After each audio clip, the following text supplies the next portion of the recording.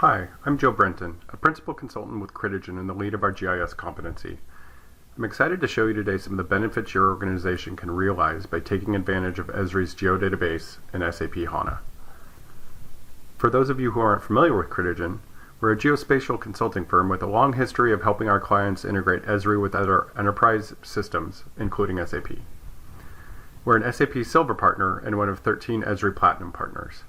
We've worked closely with both Esri and SAP to explore the benefits of the geodatabase in HANA, and we've helped multiple clients start down the Esri on HANA road. Our presentation today is divided into 3 sections. I'll start by explaining what Esri with HANA is and how it can benefit your organization. Then I'll show 4 quick demos that'll give you some ideas of the benefits of the Esri with HANA architecture using Sage, our lightweight integration architecture. I'll finish up with a summary of what we've shown, along with details if you would like more information. I've listed time codes for the individual demos and the slides on the right if you want to skip to a specific part of the presentation. Esri's recognition of HANA as a geodatabase platform is the continuation of a long and exciting partnership between the two companies. It's important to note, as we get started here, that your organization does not need to move all of your data to HANA immediately. In fact, most of our clients don't. What we advise, and what we usually see, is migrating your publish or your system of engagement data to HANA first as you're evaluating the benefits of the HANA geodatabase. Working with clients to deploy the technology, we've identified a series of benefits that we think apply across organizations. The first is integration efficiency. Storing your data in HANA allows you to take advantage of HANA's integration tools so you can combine data from both Esri and SAP, as well as any of the other data you have stored in HANA or connected to HANA, using lightweight integration patterns that are quick to develop and deploy.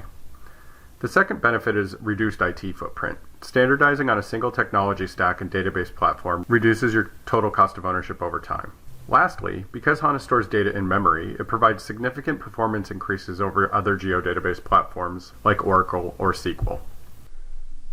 One of the challenges with the Esri with HANA architecture is there's so many potential ways it can be deployed. A few examples of use cases that can be enabled using the architecture include using HANA's integration powers to display historic work orders and notifications on the map so that you can look at maintenance patterns or view the progress of your annual inspections. You might also use the performance and integration benefits of HANA to combine data from systems across your enterprise along with external data like weather observations to perform asset predictive maintenance. You could also use HANA's integration powers to view SCADA or IoT sensor data that you have connected into HANA on a map for situational awareness or to improve operations. The demos I'm going to show you today use Sage, which is Critigen's lightweight Esri SAP integration architecture. It's a combination of off-the-shelf configurable software for both Esri and SAP that allows for quick integration and quick visualization of SAP objects on a map. Sage can be deployed quickly in your existing Esri and SAP environments, and time to value is measured in weeks, not months, providing quick value to your organization. In this example, I'm going to show you how an Esri map can be a window into your SAP system. In my legend, you can see the different features that make up the utility network. At this scale, you see transmission mains, but as I zoom in, you'll see more detailed data starting with regulator stations, then distribution mains and valves. This data is actually synchronized between Esri and SAP, so they're not only features on the map, but they represent the equipment records from SAP. If I click on a valve record, we can view the attribute list, and you'll notice diameter and other attributes that are from the utility network data model, but at the bottom you'll see I also have an SAP ID and a flock ID. These were populated via synchronization from SAP. And then for the real magic, if I click the URL here at the bottom, it actually takes me to SAP, and I'm now viewing the equipment record for that valve in SAP. In this example, I showed you a valve equipment, but we could do this for any other SAP object, equipment, functional locations, or other business options. Think about this for folks within your organization that don't use SAP on a regular basis and don't know T codes and how to navigate through the system. The map becomes the tool that they use to access SAP for specific tasks. In many ways, you can think of it as the single window that your employees need to access SAP. In this demo, I'll show you how Sage supports creating work in SAP directly from the map. So in addition to viewing SAP assets on the map, this architecture supports creating objects, like work orders or notifications, from the map. When you combine this with other Esri map tools and widgets, it opens up a world of new opportunities to spatially manage your assets and work. Let's say I'm coordinating a bridge replacement project, and it includes replacing the gas main that's attached to the bridge. I need to identify what valves need to be closed to isolate the main, and then create a work order for a crew to go and actually close those valves in the field. Historically, this has required multiple staff and/or different systems to run the valve traced and then create and dispatch the work. Zooming in on my map, I can see the project polygon where the main crosses the river. I can then use Esri's tracing widget in the utility network to identify the main and then trace the valves that I need to close to isolate the area.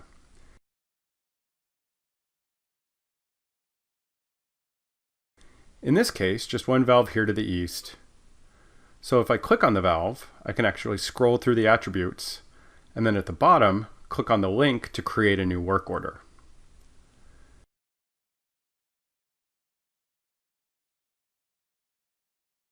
This takes me to SAP, and I'm now creating a work order directly against that piece of a valve equipment or that valve equipment record located in SAP.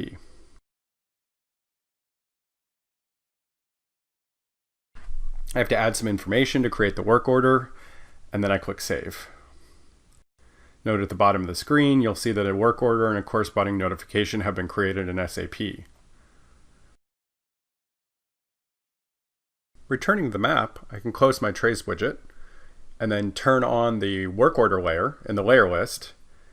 And you'll see when I pan and zoom over, there is a work order pin on top of the valve. If I click on it, you'll see that the attributes for the work order show that it is the work order I just created to close the valve, and it's scheduled for tomorrow, the 24th. This is just one example of how you could interact with SAP objects from the map, but think of all the other business processes you could support using Esri's web app tools and widgets. Consider the gas main replacement I was just talking about. Another part of that workflow involves creating customer notifications for gas shutoffs, and then visits from field staff to perform relights after the gas is turned back on. This is usually a multi-step process where someone in the office needs to identify the customers on a map, and then look up their contact info in another system, and then create a SAP notification for each customer that's sent to the folks in the field who can actually perform the work. Using this architecture, I could build a tool from a web map that combined the UN trace function to identify all the customers with a map widget that then creates an SAP notification for each customer's, doing all this from the map as a single activity for a single person in the office. The concept of creating work from the map is extremely powerful, and Sage, our lightweight Esri SAP integration architecture, makes it easy to both build and support multiple use cases that increase efficiency and to reduce time and aggravation caused by switching between multiple systems and/or staff to complete simple tasks. In this demo, I'll show you how Sage allows you to visualize work history and information from SAP on the map. Using the integration powers of Sage, we can bring in a variety of inspection and work history information from SAP. This third layer in my work order list, along with active and completed work orders, shows a heat map of closed valve repairs. Looking at the map, there's definitely a hotspot in the area that would require further investigation. But think about all the work and inspection history you have stored in SAP, and how powerful it would be to display that data on the map.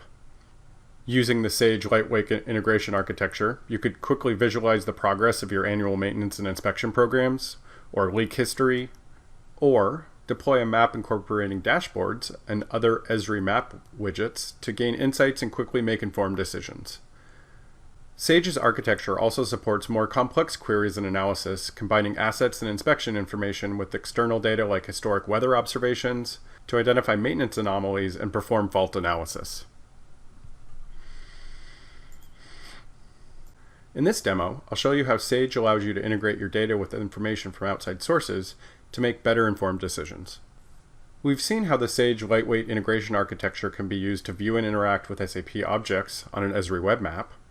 Another advantage of the architecture is we can easily add additional data from partners and neighboring agencies. Let's say there's a threat of flooding, and the county is publishing a layer of potential flood hazard areas. I can add that layer from Portal, and then take a look at how it may impact our infrastructure. Zooming in, you can see there's a few locations where the flood hazard areas and our gas infrastructure intersect. If I needed to investigate this further, I could also pull the SAP equipment data and this flood layer into my desktop GIS to perform analysis around the number of assets potentially impacted, along with their criticality or value.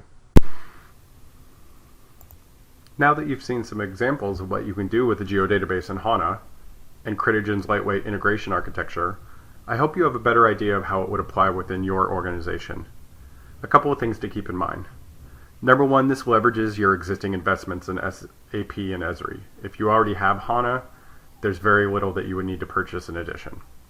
Because of the way the deployment and the integration works, and because you're moving your published data to start with and not your system of record, there's very little disruption to your existing SAP and Esri deployments. Using configuration instead of code and standard both Esri and SAP tools, we see a lower cost to implement and roll out use cases, and also a lower total cost of ownership. And then I hope you saw a lot of examples of how you can easily augment your existing workflows or replace workflows that currently require swiveling between multiple systems using Critigen's Sage lightweight Esri SAP integration. Thank you for taking the time to listen to this video today. I hope you found it valuable. As always, if you have any questions, you can reach out to me via email or phone.